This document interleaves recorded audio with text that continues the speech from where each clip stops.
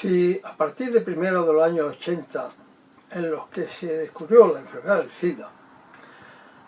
a alguien se le hubiera ocurrido poner el nombre de SIDA a una cámara de fotos,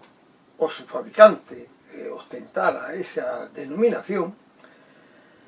estoy seguro que cuando menos lo hubiéramos considerado algo de mal gusto y quizá hasta ofensivo para quienes padecen tal enfermedad. Por eso, un día que me entretenía mirando las cámaras fotográficas puestas a la venta por el portal de eBay, me sorprendió ver anunciada una cámara con tal denominación que, aun pareciéndome de conocer, aunque solo sea de nombre, las marcas y fabricantes de dichos aparatos fotográficos, en mi vida la había oído nombrar. Llevado de la curiosidad, busqué lo que en el mundo y mercado de la fotografía con esa denominación podía encontrarse, y descubrí, aun con cierta sorpresa por mi parte, que eran bastante numerosas, aunque todas con un diseño básico común, las cámaras con la denominación de SIDA, como marca y como fabricante, que podían encontrarse a la venta en dicho portal de eBay, y como a título de ejemplo puede verse en este anuncio en el que la cámara se acompaña de un carrete para ella del singular formato que se dice de 25 por 25 milímetros. O este otro con una versión de la misma cámara pero en baquelita rojiza, ya con sus correspondientes fracturas. O este otro anuncio que se dice de su última versión ya fabricada en plástico. De sus orígenes, fabricación e historia puede encontrar completa información en la página de Foticos Colección, cuyo enlace dejo en la descripción de este vídeo para que acceda a dicha página quien quiera conocer mejor los detalles que allí se exponen. Sabiendo ya algo más de esta para mí desconocida cámara llamada SIDA, volví al anuncio visto en el portal de eBay, negociando con el vendedor lo que me pareció un precio razonable, agrupando la cámara con otros artículos fotográficos que también tenía en venta y estaban en mi interés. Y teniendo en cuenta que, como en el mismo anuncio ya se advertía, la cámara en venta había perdido su rueda de arrastre. En todo caso, conocer su estado original era fácil por fotografías, como las que ya hemos visto se encuentran tanto en la web de Foticos Colección como en los distintos portales de venta, tanto del modelo inicial o original al que parece pertenecer la que he adquirido,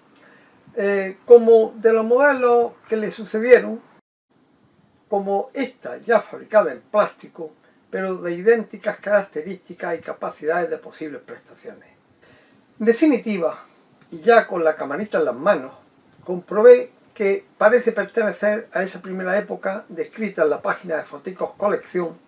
fabricada en fundición en 3 partes que se acoplan, teniendo como año del inicio de su producción, el de 1936, fabricada por la empresa SIDA, y unas cuantas palabras más que no soy capaz de pronunciar en alemán, para la toma de imágenes de 25 por 25 milímetros, pero no sobre película de 35 milímetros, como parece decirse en esa página de Foticos Colección, ni de cualquier formato habitual conocido, pues ya el eje de sus rollos que acompaña a la cámara tiene un ancho útil de tan solo 32 milímetros, por lo que para usar como recarga y aun a falta del necesario papel de respaldo la película de 35 milímetros tendríamos que recortarla. Salta a la vista que en esencia la denominada cámara SIDA es una cámara de cajón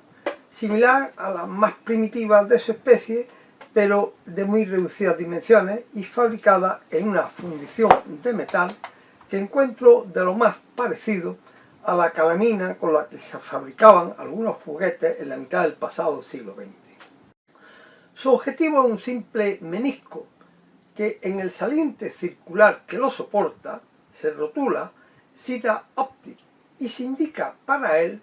una focal de 35 milímetros y un diafragma fijo de f8. se accede con facilidad al mecanismo de su obturador desatornillando el tornillo que se observa a izquierda de su frontal, que separando esta parte deja al descubierto el también simple mecanismo de vaivén que abre y cierra el paso de la luz de muy similar estilo y apariencia del usado en las más primitivas cámaras de cajón. Por lo descubierto en la web, hubo también modelos con palanca frontal de disparo, ignorándose si su funcionamiento era también de doble golpe, con vaivén de la chapa que hace de obturador, o si en ello el mecanismo de disparo es de un solo golpe con recuperación del disparador. También la separación de esta parte nos facilita la limpieza interior del menisco. Limpieza casi siempre necesaria si queremos experimentar la toma de fotografías con una cámara. A izquierda del cuerpo de la cámara se observan grabados los símbolos M de momento o instantánea en alemán y la T de disparo a tiempo prolongado, que se mantiene al extraer en su dirección la chapita justo a su altura. Sobre la base o núcleo de la cámara, formando aparentemente parte del bloque fundido, se levanta prisma rectangular que alberga lentes delantera y trasera para un visor tipo Galileo, cuya capacidad de encuadre ignoro,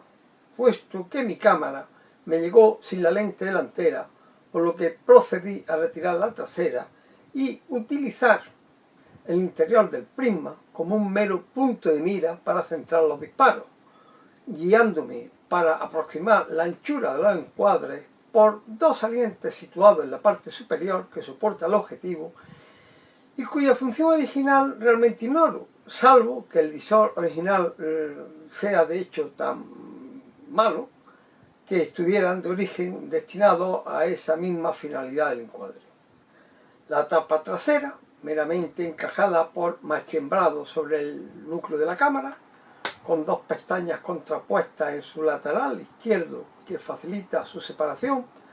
deja al descubierto su interior y permite observar también algunas pequeñas modificaciones que le he introducido en el transcurso de mis experiencias tratando de comprobar sus reales capacidades fotográficas. El recinto que aquí queda a la izquierda corresponde a la zona de bobinado, trabándose el eje de arrastre a la rueda de rebobinado mediante simple recogida de su pestaña superior en el rebaje del saliente que hace girar la rueda de arrastre. Rueda que evidentemente he tenido que reponer al faltar la original con un trozo de tapón estriado que me ha servido al efecto y que por mera comodidad he dejado de mayor altura que los originales que son de observar en las fotografías que aparecen por la web. También he añadido en este recinto chapita flexible al objeto de evitar se afloje la película ya enrollada. Al no disponer de freno de retroceso el sistema de enrollado, no parece que dicha chapa o fleje de presión para evitar se desenrolle la película esté tampoco presente en los modelos originales.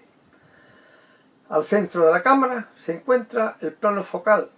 observándose que aun con una película original al ancho de los 32 milímetros,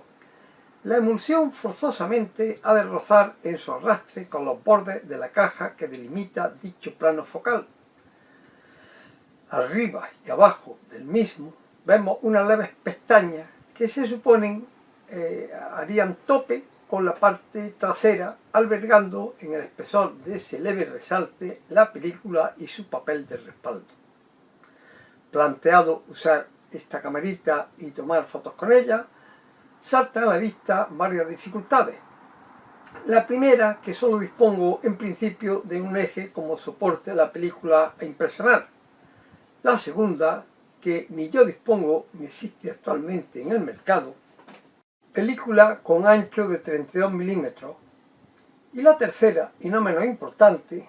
que la cámara está a todas luces diseñada para ser usada con película respaldada por papel numerado que proteja la película y permita controlar sus exposiciones con los números rotulados en su dorso que se vayan haciendo visibles por la ventanita con filtro rojo existente en su tapa. En definitiva, todos los elementos que, salvada la diferencia de tamaño de sus fotogramas, permitan usar lo que, como ya se ha dicho antes, no deja de ser una mera y elemental cámara de cajón. Respecto al eje faltante, que podía simplificarse, puesto que solo serviría como soporte del rollo de alimentación, sin disponer de la pestaña para el arrastre, podría fabricar uno sin mucha dificultad. Pero el problema estaba en la película, que no quedaba otra solución que recortarla de un formato mayor. Y como a fin de cuentas solo se trataba de probar la cámara y demostrar su capacidad de tomar fotografías, opté por utilizar los residuos que ya en anteriores ocasiones he comentado, quedan al recortar la película de 70 milímetros para recargar los rollos de 127, que tienen un ancho de unos 25 milímetros, inferiores para cubrir el ancho útil de los 32 milímetros del eje de arrastre original, pero suficientes para cubrir casi al completo los 25 milímetros del plano focal de proyección. Esa decisión me llevó finalmente a fabricar dos ejes que encajaran en los receptáculos propios de la cámara, uno de ellos con la entalladura adecuada para encajar en la hendidura del arrastre, reduciendo su anchura útil a los 25 milímetros de los recortes a utilizar, y por supuesto partiendo del papel de respaldo de rollo de mayor tamaño, adecuar el respaldo numerado a la película a utilizar y los nuevos ejes sobre los que debería enrollarse. Siguiendo con la descripción de la camarita, nos queda su tapa posterior, en cuyo interior vemos a su centro la ventana para visualizar el número del fotograma a exponer, y cuatro tetones salientes que se suponen van a sujetar los extremos de los ejes de alimentación y enrollado, pudiendo observarse que para facilitar dicha sujeción del enganche para el enrollado del eje al efecto fabricado, he adherido una chapita al tetón correspondiente al engarce del arrastre que ayude a mantener su enganche, que en las primeras pruebas realizadas tendía a soltarse. En el dorso exterior de la tapa, por supuesto también del mismo material de fundición, se rotula la palabra SIDA y debajo de ella las palabras Patent and DRWZ, que según parece significan que el diseño está registrado y protegido oficialmente en el Imperio Alemán. Marca que se utilizaba al parecer frecuentemente en herramientas, cerraduras, relojes y otros dispositivos fabricados antes de 1945. Aquí, y a la vista de lo que en realidad esta camarita es, y rememorando a Don Quijote, yo añadiría aquello de cosas veredes, amigo Sancho. Añadir, por último, y dentro de las singularidades que presenta esta camarita, que en su base existe una rosca, presuntamente para trípode, de difícil uso, puesto que el apoyo en un trípode vendría dificultada por los resaltes laterales en los que se aloja la película, y que además tampoco tiene un formato de rosca mínimamente universal, ni el 3/8, ni el más conocido y habitual en las cámaras de formato más pequeño. Este es mucho más pequeño, de unos 3 milímetros y medio, cosas así de diámetro. Respecto a la toma de fotografías con la cámara y lo que me ha sido posible conseguir, más allá de superar las carencias del eje de suministro de la película tan especial y dedicada que al parecer utilizaba esta cámara, e incluso de la carencia de la óptica de su visor, es decir, que lo más difícil ha sido conseguir que la película se mantuviera en el plano focal, y aun en los fotogramas que parece llegué a conseguirlo, creo que la luminosidad de F8 de su simple objetivo, un menisco, no da la suficiente profundidad de campo para cubrir toda la extensión de su plano focal, lográndose solo una definición apenas aceptable en la zona central del fotograma, que se va perdiendo hacia sus bordes. Por otra parte, su palanca de disparo de doble golpe y lo que resulta una cierta resistencia al disparo en algunos de sus recorridos, produce en ocasiones un involuntario movimiento de la cámara que incluso percibí al accionar el disparo, que a la escasa definición del menisco de su objetivo añade el involuntario movimiento de la cámara al disparar. Nótese en los contactos algunas tomas verticales al intentar evitar esos movimientos. No mereciendo la pena el procesado ampliado y detallado de las fotografías de prueba conseguidas, dada la escasa definición que en el mejor de los casos llega a apreciarse en las fotografías obtenidas, procedentes de la exposición de la recarga de 2 rollos, en cada uno de los cuales cargué película para unos 9 fotogramas, muestro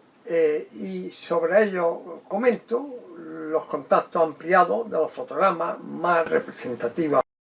El primer contacto corresponde a los fotogramas conseguidos antes de sujetar el enganche entre el arrastre y el rollo de alimentación con la chapita adherida al tetón correspondiente de la tapa de cierre según ya se ha descrito.